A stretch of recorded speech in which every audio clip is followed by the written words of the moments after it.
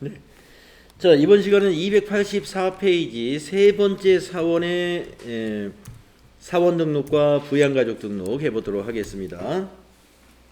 자, 세 번째 사원은 노현주가 되겠습니다. 자, 그러면 등록을 해볼까요?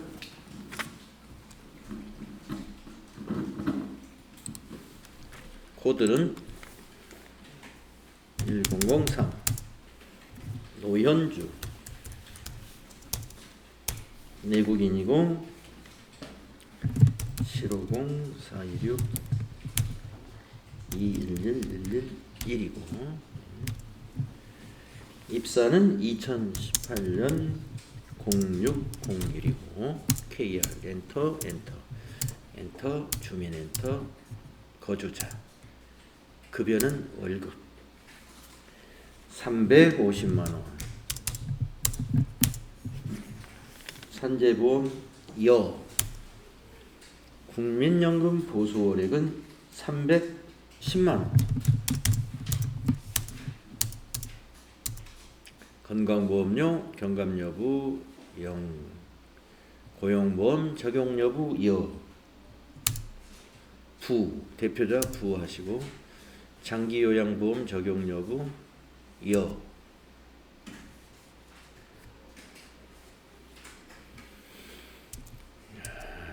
국외별로 부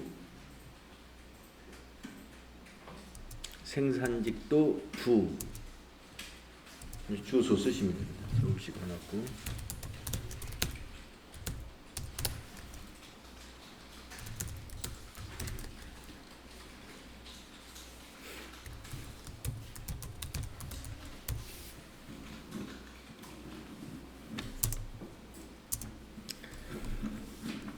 자, 노현주 여자분입니다. 노현주. 그러니까 소득자가 여자일 때는 부녀자 세액공제 또는 한부모가 되는지를 확인해 봐야 돼요.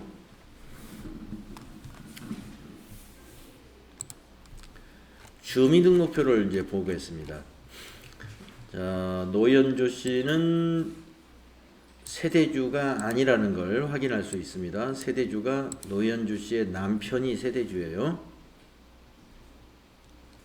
그러니까 남편이 있기 때문에 한부모는 아니죠. 자, 그런데 노현주 씨 소득을 좀 봐야 되는데요. 본인 노현주의 근로소득 금액은 3천만 원 이하이다. 왜 이걸 봐야 되느냐면 이 부녀자 추가 공제를 받는 부녀자의 소득 금액이 근로소득 금액이 3천만 원 이하여야 됩니다. 네. 고소득 부녀자의 경우는 부녀자 추가 공제에 해당이 안 돼요. 그러면 노현주 씨를 이거를 하나 더 추가해 줘야 돼요. 부녀를 1번 넣어줘야 돼요. 부녀자 추가 공제의 대상이 된다.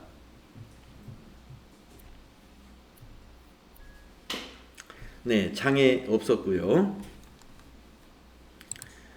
자, 이제 그런 다음에 두 번째 줄에 거기 주민등록표에 있는 박정수부터 한번 입력해 볼까요?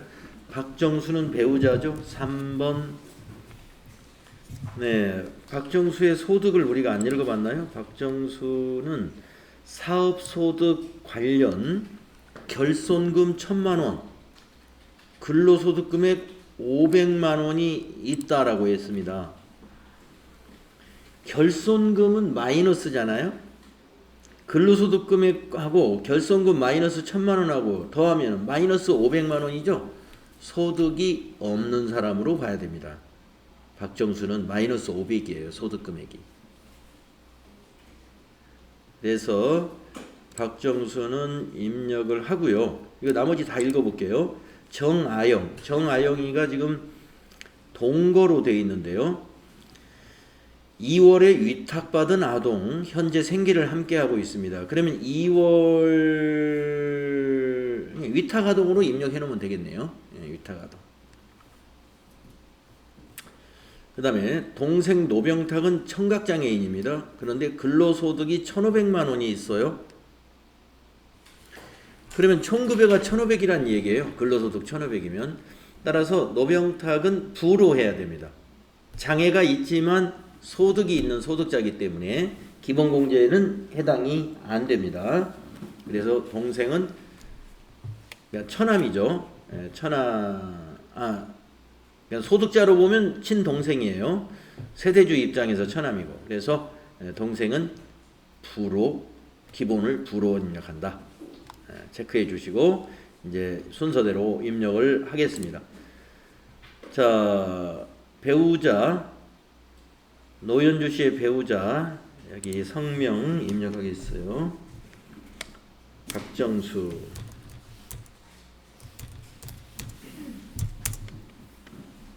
(73) 1123 1111 113. 네. 세대주는 본인이 세대 여기 세대주 이거 지워야지. 네, 여기 세대주 0번 지워야 됩니다. 네. 세대주 0번. 본인이 세대주이냐 요것만 하고요. 여기서 박정수를 여기를 세대주라고 이렇게 표시를 할 수가 없습니다. 네, 아까 여기 세대주는 지워야 돼요. 네, 노현주 세대주 안 지우면 안 됩니다. 부녀에다가만 동그라미 해야 돼요. 그 다음에 직계 비속이죠. 박영희는 직계 비속 4번 20세 이하에다 놓고 입력을 해봅니다. 박영인 내국인이고 0204 4111 15. 네. 또 박현우도 직계 비속이죠. 4번 직계 비속 20세 이하에다 놓고 입력해 봅니다. 박현우 0707 11 311 11 15. 그 다음에 위타가동은 번호가 어떻게 됩니까? 예, 8번이죠. 기타 위타가동.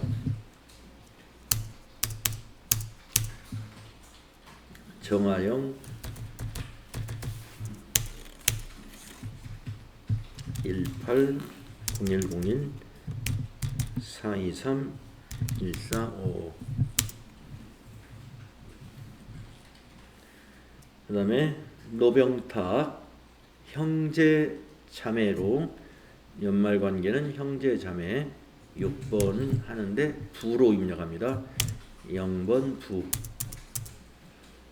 성명은 노병탁. 8일 0203 1222 네. 또 이제 이런 질문이 있을 수 있어요.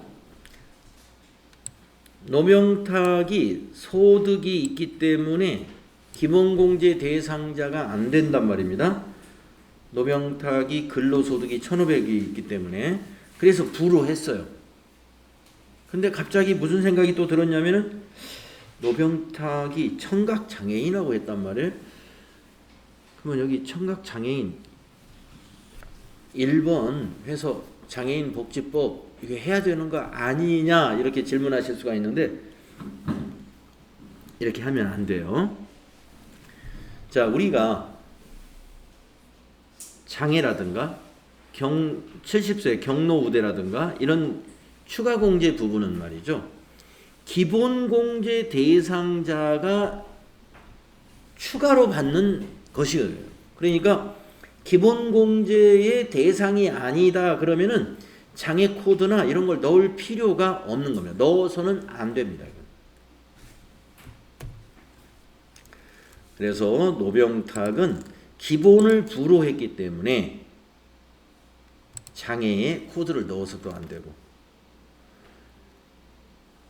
마찬가지예요. 만약에 직계 존속이 지금 여기서는 직계 존속은 없네요. 지금 노현주 씨의 경우는 그러니까 만약에 직계 존속인 경우가 있을 때도 소득이 있는 직계 존속이 있다. 그러면 이제 소득이 있으니까 기본은 부로 했단 말이에요. 그런데 70세가 넘는 직계존속이면 여기다 경로우대는 넣어야 되는 거 아닌가? 안 넣어야 맞습니다. 왜냐? 경로우대 추가공제는 기본공제 대상자의 경우에만 적용을 하는 거기 때문에 표시해서는 안 된다는 거죠. 이 프로그램에서 여기를 기본을 부로 해놓고 하면은요, 주민번호를 입력해도 여기 안 나타납니다. 예, 만약에 여기다 한번 제가 테스트 한번 해볼게요. 자, 소득자의 직계존속 해가지고 60세 이상이 아니라 부로 해봤습니다. 부로 해놓고 여기다가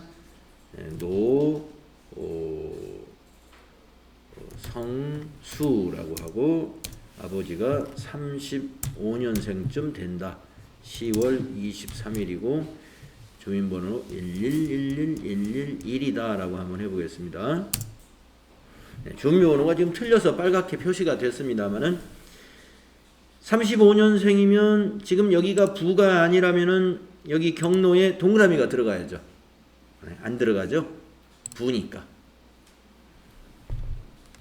그래서 일부러 여기다가 노병탁씨 입력하고도 장애가 왜 표시 안 됐지? 이거 넣어야 되지? 하고 넣어서는 안 된다는 거죠. 여기다 1 넣으면 틀리는 거예요. 네. 표시하지 않아야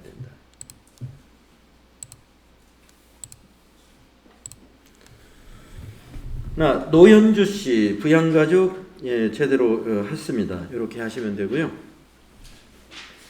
마지막 사원, 네 번째 사원 입력하겠습니다. 285페이지 보시고 1004번 이진섭씨 입력하겠습니다. 1004 이진섭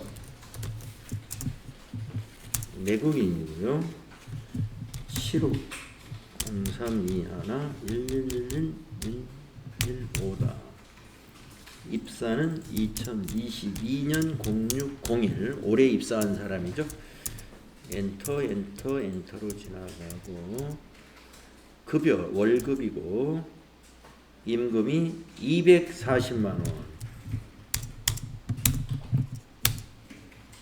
산재보험 국민연금 보수월액은 200만원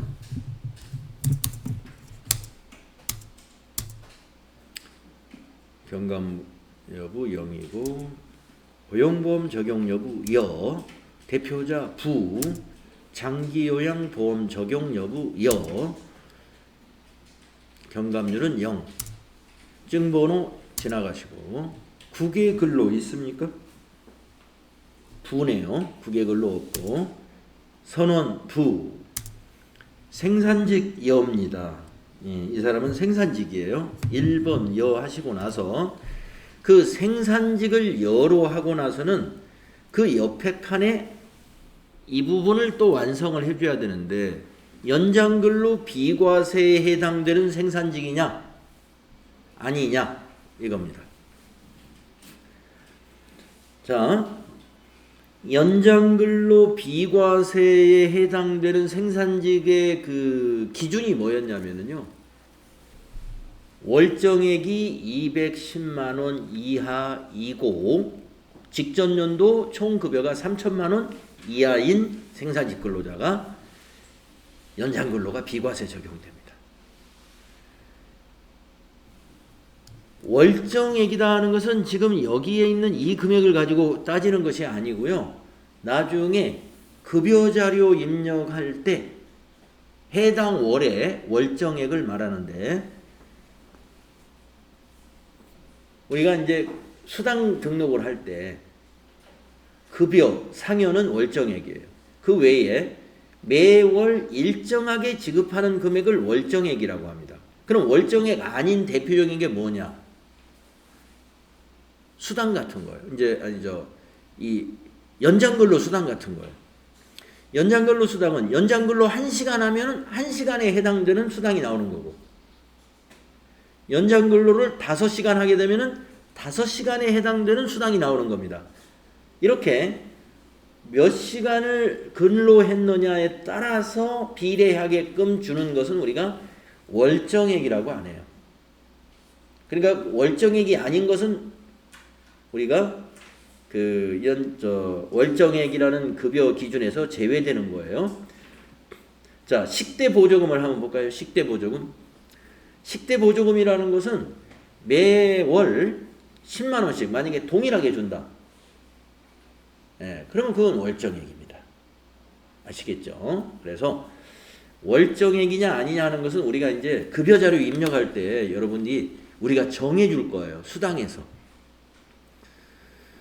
그러니까 지금 사원 등록을 할 때는 월정액은 알 수 없으니까 지금 여기에 판단은 뭘 가지고 판단해야 되냐면은 직전 연도의 총 급여 가지고 판단하셔야 돼요.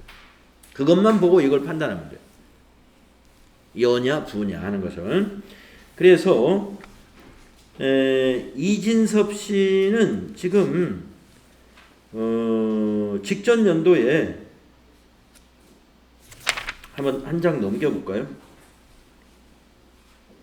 286페이지에 우리 회사는 우리가 이제 지난 올해 입사를 했지만 이진섭 씨가 다른 회사에서 근무한 경력이 있는 모양입니다. 그래서 전년도 총급여가 여기 나와 있어요. 2,800만 원이다. 그러면은 전년도 총급여 기준으로는 비과세에 해당이 되는 사람이에요.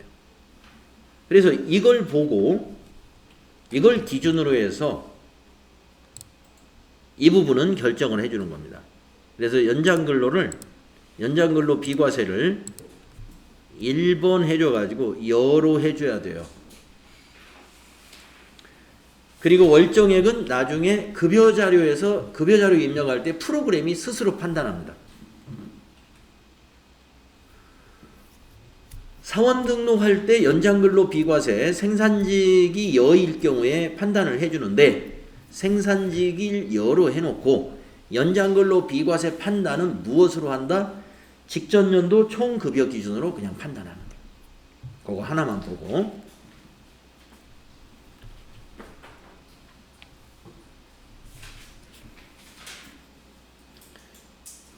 직전 연도에 근로소득이 없는 사람은 당연히 여가 되는 거죠. 없으니까, 전혀 없으니까. 당연히 3천만 원 이하에 해당되죠. 그러니까 여가 되는 겁니다. 자, 그래서 생산직의 경우에 여기 18번에 생산직 등 여부를 생산직은 여로 해주시고 연장근로 비과세 여부가 여냐 부냐를 판단해 줘야 되는데 직전 연도에 총급여 가지고 판단하시면 됩니다. 우리는 여로 해놓으시고 이제 주소 입력합니다. 서울시 성북구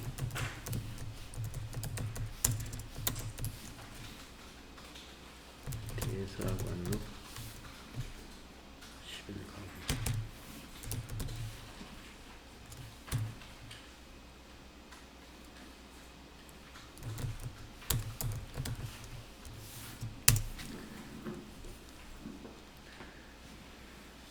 네. 자, 이제 본인에 대한 거 판단해 보겠습니다. 이진섭 씨 본인에 대해서 판단을 해 보겠습니다. 먼저 가족 관계를 보면 어떻게 되나요? 가족의 주민등록 등본이나 또는 가족관계 증명서를 제출을 받았는데 가족관계 증명서를 가졌습니다. 자, 본인 세대주라는 뜻입니다. 가족사 황영숙 모친이 있고요. 자녀가 있어요.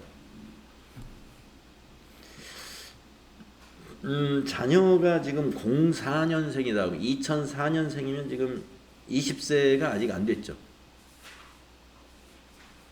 네, 20세 이하에 해당되죠. 09년생도 그렇죠.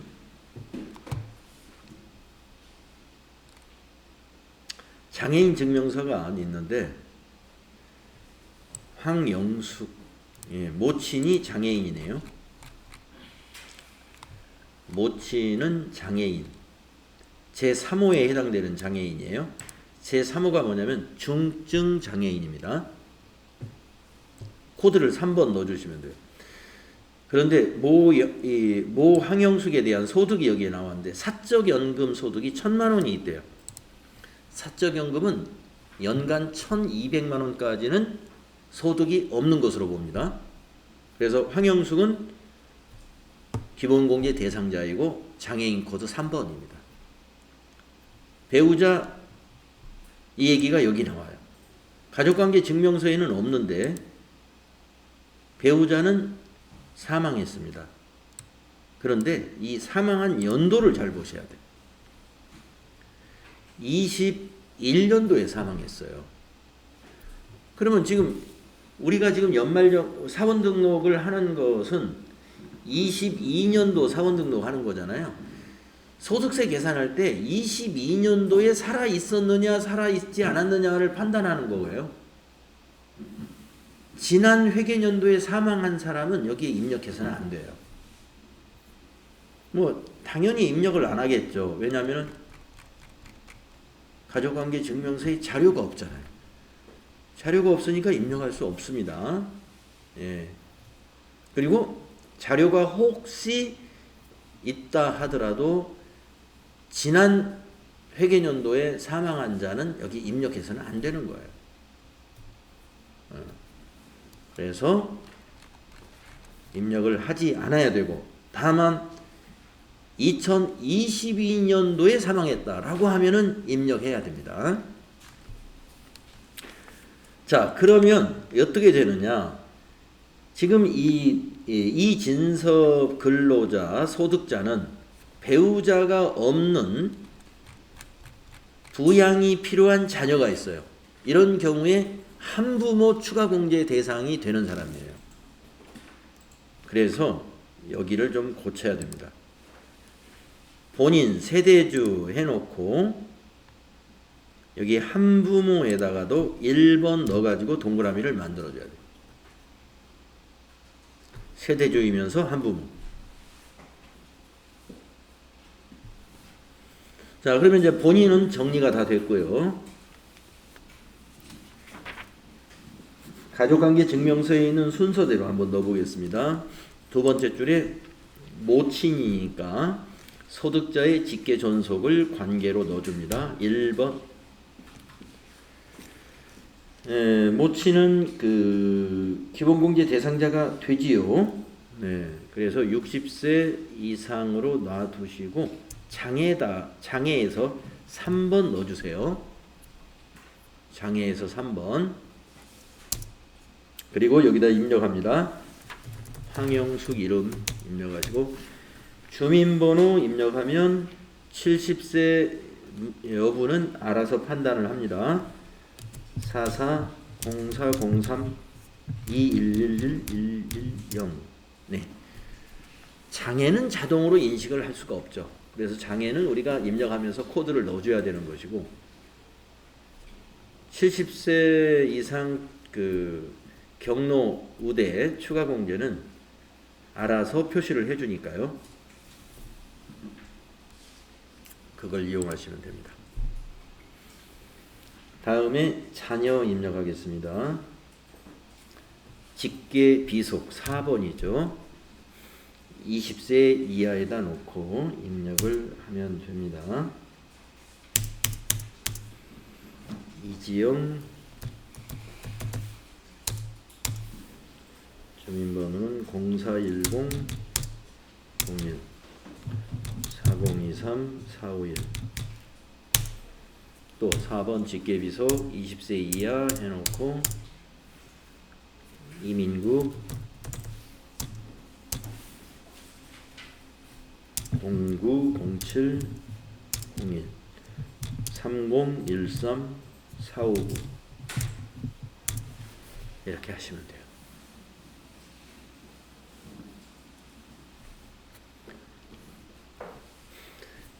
여기 한부모 표시하는 것은요, 만약에 배우자는 없지만 자녀도 만약에 없다, 그러면 한부모로 표시하면 안 돼요. 또 자녀가 있지만 20세 넘었다, 21세 또는 23세 이렇게 됐다, 한부모 표시하는 거 아닙니다. 그러니까 자녀가 있다 하더라도 20세 이하의 자녀가 있을 때 우리가 한부모 자녀라고 그래요. 이미 성인이 됐을 때는 한부모 자녀로 추가 공제라는 건 없어요. 소득세법에서는 성인을 20세로 봅니다. 20세. 만 20세.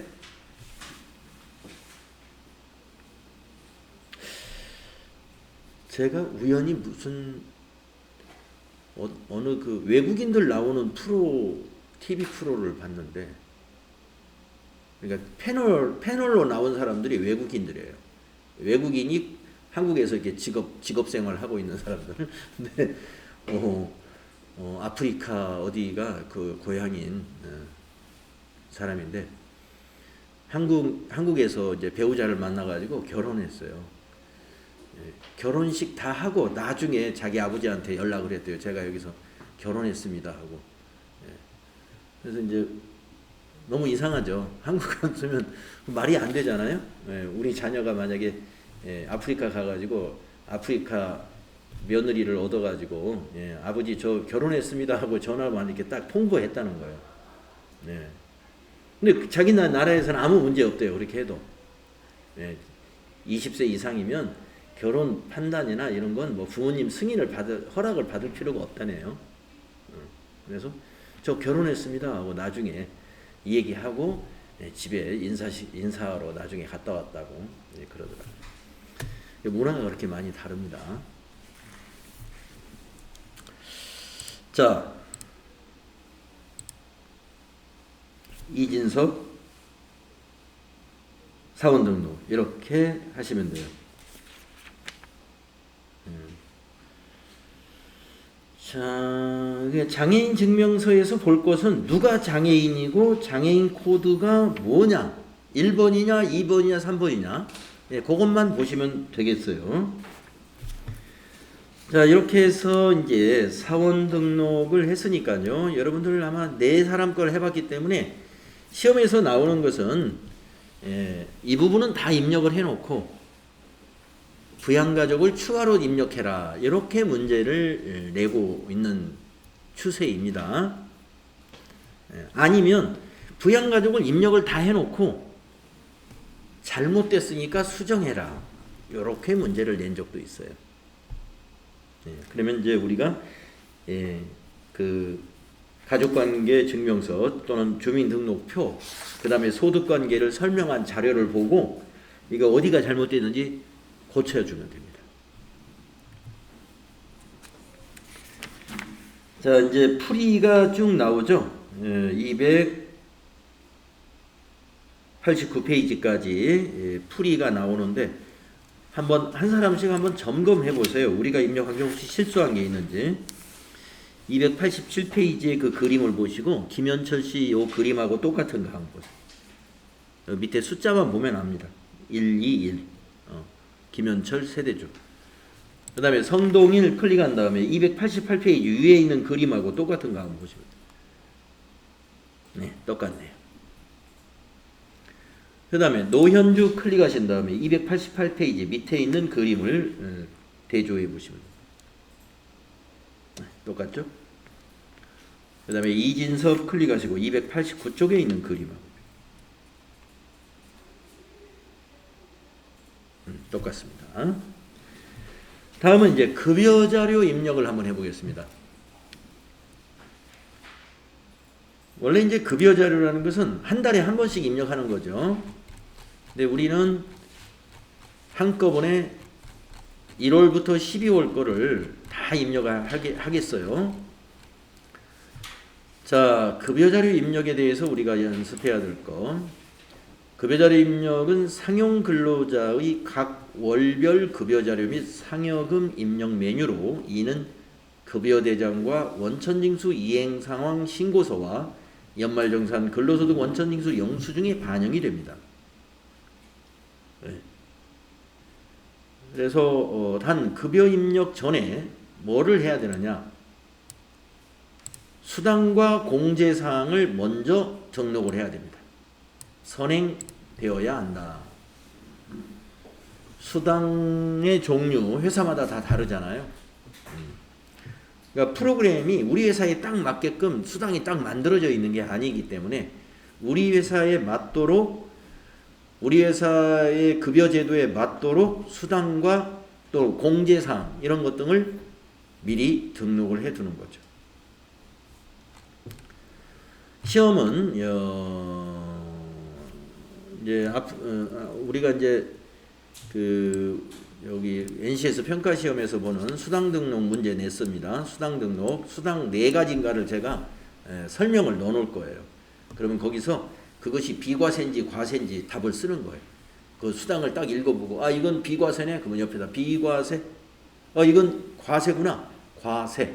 판단해 줘야 됩니다. 그러니까 우리가 이 수당 등록할 때 제일 핵심이 되는 게 이 수당이 과세냐 비과세냐 요게 제일 중요해요. 그 판단을 하는 것이 중요하기 때문에 그런 겁니다.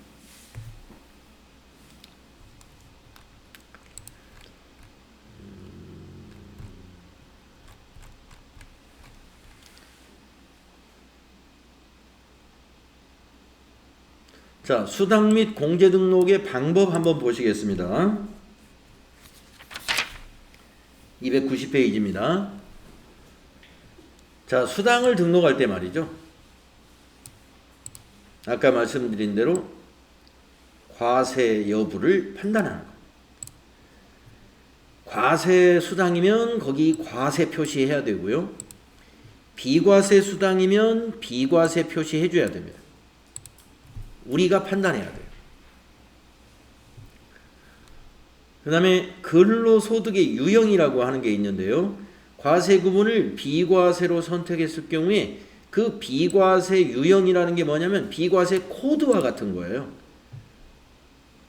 그래서 비과세 유형에 의해서 각 비과세 항목별로 한도가 자동으로 체크를 해줄 거예요. 그래서 과세, 비과세 판단하는 것만이 아니라 비과세를 선택했을 때는 비과세 코드도 정확하게 일치하도록 선택해 줘야 됩니다. 그 다음에 월정액이냐 아니냐 이거 판단해 줘야 돼요. 아까도 우리가 그 생산직 근로자의 연장근로수당을 비과세냐 과세냐 여부를 판단할 때 지난해의 총급여 3천만 원 이하이면서 월정액이 210만 원 이하인 근로자만 해당이 됩니다라고 했을 때 그 월정액 210만 원, 그 월정액에 대해서 아까 말씀을 드렸죠. 내용을 한번 보겠습니다. 월정액 여부, 과세 구분이 비과세인 경우 월정액 계산 시 포함 여부를 선택한다. 비과세되는 수당 중 실비 변상이 아닌 수당은 월정액으로 포함해야 한다. 실비 변상이 아닌 것은 뭐냐면은 실비라는 거 뭐냐면 실제로 발생한 비용을 준다는 뜻이에요. 그러면 식대 보조금을 주는 회사를 한번 볼까요?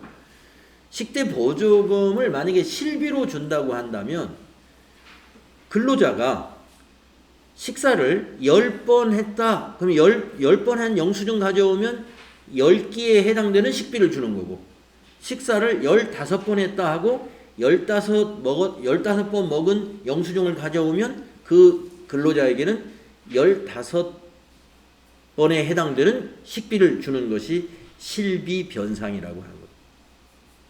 근데 대개 회사들은 식대 보조금을 줄 때 그 사람이 식사를 요 앞에 식당에서 몇 번을 먹었는지 이런 걸 확인하지 않습니다.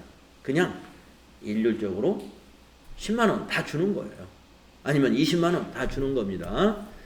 그래서 실비 변상이 아닌 것은 다 월정액으로 보면 된다. 그 실비 변상의 대표적인 게 아닌 것이 대표적인 게 식대 같은 거예요. 식대 보조금 같은 거. 그러면 실비 변상적인 건 뭐냐?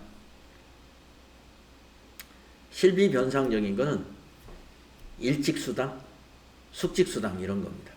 일직수당, 숙직수당을 모두 다 주는 건 아니잖아요. 일찍 쓴 사람한테만 주는 거예요. 숙직을 한 사람만 줘요. 그게 실비 변상이에요. 물론 금액은 일찍비 한 번 하면은 5만 원 이렇게 정해져 있지만 그는 실비 변상 목적으로 주는 거예요. B라는 사원은 일찍을 했기 때문에 5만 원을 주는 거고 A라는 사원은 일찍을 안 했으면 안 주는 거. 이게 실비 변상적이고. 또 실비 변상적인 게 뭐예요? 우리가 그 아까 말씀드린 연장근로 수당. 연장근로 5시간 한 사람, 연장근로 10시간 한 사람. 금액이 달라요. 그게 다 실비 변상적인 겁니다. 자, 그 다음에 이제 비고에 보면 연장근로 수당이 월정급여 210만 원 이하 판단 시에 요게 중요하다는 겁니다. 그래서 월정액 여부는 우리가 생산직 근로자의 이 비과세 여부를 판단하는데 중요하기 때문에 이 판단을 잘 해줘야 된다. 급여, 상여, 추급, 추상.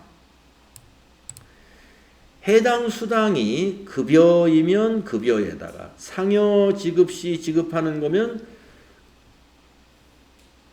수당에는 상여에다가 체크를 해라. 그러니까 급여에 해당되는 수당이다. 그러면 급여. 상여에 해당되는 수당도 있거든요. 그러면 상여. 그러면 추급은 뭐냐? 추가 급여 성격이다.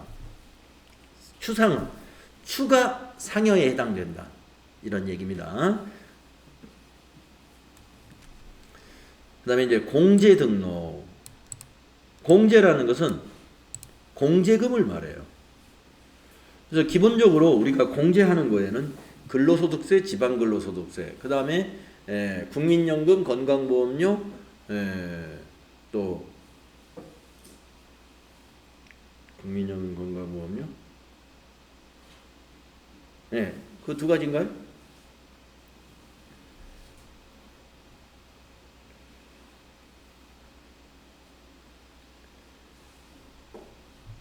국민연금, 건강보험료, 고용보험료 세 가지. 네, 이런 아까 우리가 사원 등록할 때 일정한 룰에 의해서 급여 국민연금 보수 월액이라는 걸 기준으로 해서 딱 떼는 거, 그거는 항상 그 공제 항목으로 자동으로 들어가 있습니다. 그거 외에 추가적으로 공제 사항이 있으면 등록해야 됩니다.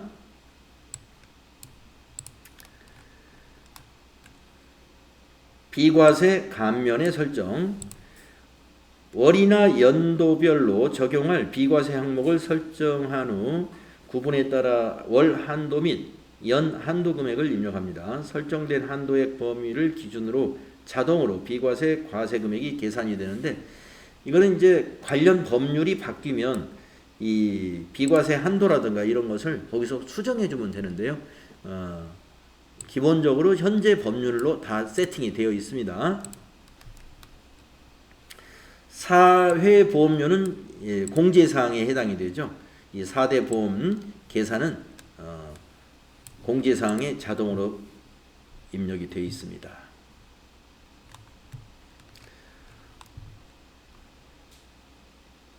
자, 수당을 등록할 때 비과세 종류별 입력 방법 한번 또 볼까요?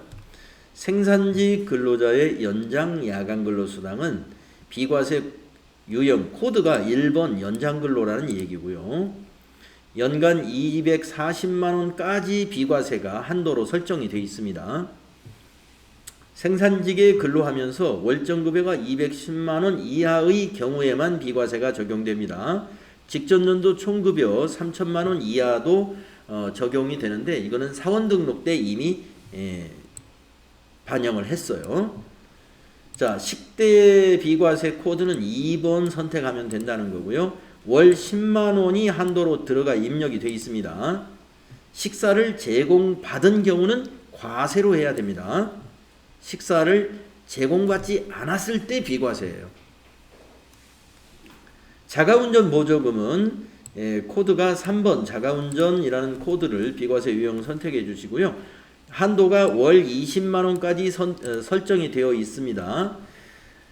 종업원 본인 소유 차량으로 회사 업무를 수행하고 지급 기준에 의해서 지급받는 것이고, 출장비를 별도로 지급할 때는 역시 이것도 과세입니다.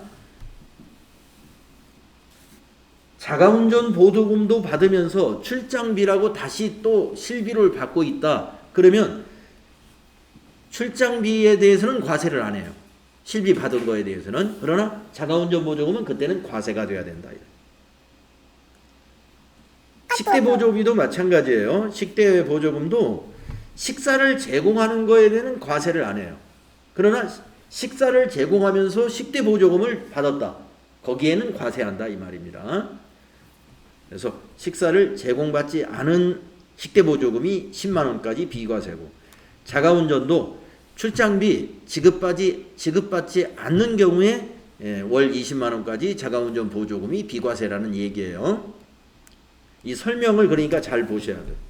내일 시험 보실 때도 식대도 나올 거고 자가운전 보조금도 나올 겁니다. 설명이 어떻게 되어 있는가. 무조건 식대 자가운전 하면 비과세 두 개다. 무조건 비과세가 아니라는 거죠. 설명을 보세요. 식사를 제공하면 했는지 안 했는지, 그 다음에 출장비를 주고 있는지 안 주고 있는지. 출산 보육수당 또는 육아수당이라고도 하는데, 이거는 코드가 7번 육아수당 코드를 쓰면 되고요. 월 10만원까지 비과세입니다. 국외근로소득, 국외근로소득 코드는 두 개로 나누어져 있습니다. 9번 코드를 쓰게 되면 월 100만원까지 비과세 적용받는 직원은 9번 코드 쓰는 거고요. 10번 코드를 쓰게 되면 월 300만원까지 비과세 적용받는 코드입니다. 월 300만원은 원양어선과 해외 건설직만 월 300만원이죠. 코드가 서로 다릅니다. 육아 산전휴가 11번 코드를 쓰면 됩니다. 육아 산전휴가 코드는 11번 이렇게 코드 적용하시면 된다 이거죠. 자, 그러면 급여 자료를 1월 달 것만 입력을 해 보겠습니다. 1월 달 거. 자, 급여 자료 입력. 1월부터 12월 급여는 다음과 같다. 다음 내용을 모두 반영해서 급여 자료 입력을 수행하시오. 급여 내역 중 비과세 적용 여부 받을 수 있는 급여는 세법상 비과세 요건을 충족하는 것으로 가정하며 국민연금, 건강보험료, 고용보험료 등은 프로그램에서 자동 계산되는 금액으로 반영한다. 상여금 12월 말에 지급되는 것으로 한다. 상여금은 8월 25일 날 중도 퇴사자 성동일이가 있다. 기본공제 외에 특별공제가 없도록 정산을 해라 하는 거고, 수당 등록 시 차량 보조금은 실비 변상 성격이며 이므로 월정 급여로 포함되지 않도록 해라. 차량 보조금은 실비 변상으로 봐라라고 했네요. 그럼 월정액이 아니란 얘기예요. 8월 급여 시 성동일의 퇴사 연월일은 8월 달 급여 입력할 때 8월 25일로 입력해라 이 이야기입니다. 자, 그러면은 지금 급여 자료를 입력하기 전에 우리가 해야 할 일이 요 수당 등록 그리고 요 공제사항 등록, 이걸 먼저 해줘야 됩니다. 그래서 수당 등록을 하러 갈게요. 자, 어디로 가시느냐? 이제 인사급여에서 급여자료 입력이라는 메뉴 1로 들어갑니다. 급여자료 입력 들어가셔가지고 여기 상단에 있는 이 단추를 누르게 됩니다. 이걸 월을 먼저 입력하면 안 돼요. 수당 공제 등록을 먼저 해야 하는 거예요. 자, 클릭을 하면 수당 등록 탭이 있고 공제 등록 탭이 있습니다. 두 가지를 해주는 거예요. 자, 수당 등록에 101번, 102번은 이미 등록되어 있어요. 기본급 상여는 어느 회사나 공통으로 쓰는 거기 때문에 이미 들어가 있습니다. 자, 기본급은 일반적으로 월정액이고요. 매월 나가는 거고, 상여는 매월 주는 게 아니에요. 정기적으로 주는, 부정기적으로 주고 있어요. 그래서 월정액이 아니다. 자, 그러면 세 번째 줄에 수당은 뭐가 되느냐면 거기 수당표에 있는 순서대로 등록하는 것이 헷갈리지 않아요. 연장근로수당이라고 해요. 연장근로수당. 연장근로수당을 등록할 때는요, 비과세로 등록해야 돼요. 과세냐 비과세 개인별로 판단하는 것은 비과세로 등록해야 됩니다. 그리고 1번 해줘야 돼요. 1번 연장근로. 이거 1번이 아까 그 코드였습니다. 자, 연장근로수당은 당연히 월정액이 아니죠. 그러니까 월정액에 자동으로 표시가 안 됩니다. 내려오세요. 네 번째 줄. 차량 보조금 입력하겠습니다. 차량 보조금. 자, 차량 보조금은 아까 설명에서 뭐라고 그랬냐 하면은 비과세 적용을 받을 수 있는 모든 급여는 세법상 비과세 요건에 충족한다 라고 했습니다. 그러니까 차량 보조금도 이제 그 출장비를 지급하지 않으면 비과세예요. 그러니까 아까 동그라미 1번에서 뭐라고 했냐면은 비과세 적용을 받을 수 있는 모든 급여는 세법상 비과세 요건에 충족한다 라는 말은 출장비 안 주고 있다 이 말이 거기에 포함됐다고 봐야 돼요. 그래서 비과세. 코드는 3번 자가운전. 그런데 이 차량 보조금이 월정액으로 딱 표시가 되어 있단 말이에요. 월정액으로. 월정액으로 표시된다는 것은요, 이 회사, 월정액으로 표시해 놓은 회사는 모든 직원에게 차량 보조금 다 주는 거예요. 그냥. 자기 차 가지고 다니든, 자기 차 안 가지고 지하철 타고 다니든, 그냥 다 주는 게 차량 보조금이에요. 그런데 이 회사는 차량 보조금을 주는데 차량 보조금이 없는 사람도 있고 어떤 사람은 20만 원 주고 어떤 사람은 30만 원 주는 거예요. 차량 보조금이 개인별로 달라요. 그래서 월정액이 아니구나. 아까 여기서 하지 말라 월정액이 아니라고 그랬죠. 부 해주시고.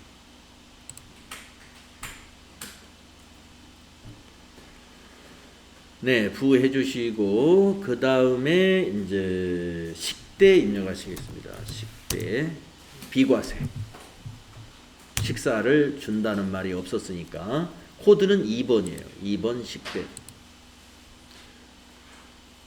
코드 2번 식대 해주셔야 돼요. 그리고 월정액입니다. 식대는 보니까 똑같아요. 10만원, 10만원, 10만원. 누구든지 다 10만원을 줍니다. 대표이사만 빼고. 자, 그 다음에 등록은 보육수당입니다. 보육수당. 비과세입니다.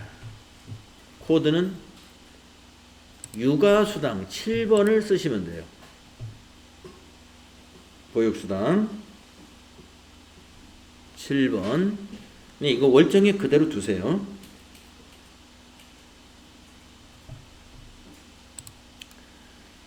그 다음에 그러면 이제 수당은 다 끝났네요.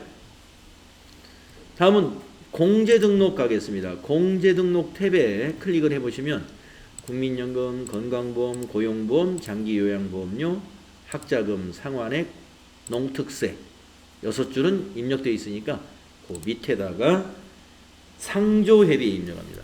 상조회비. 자, 상조회비는 그 공제소득 유형의 1번부터 7번에 해당되는 내용이 없을 거예요. 그러한 공제 항목은 무구분이라는 걸 씁니다. 0번. 변경하시겠습니까? 확인. 네. 급여에서 공제하니까 1번 여 해서 급여에 동그라미 해주시면 되겠습니다.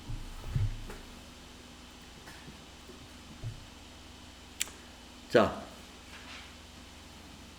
그러면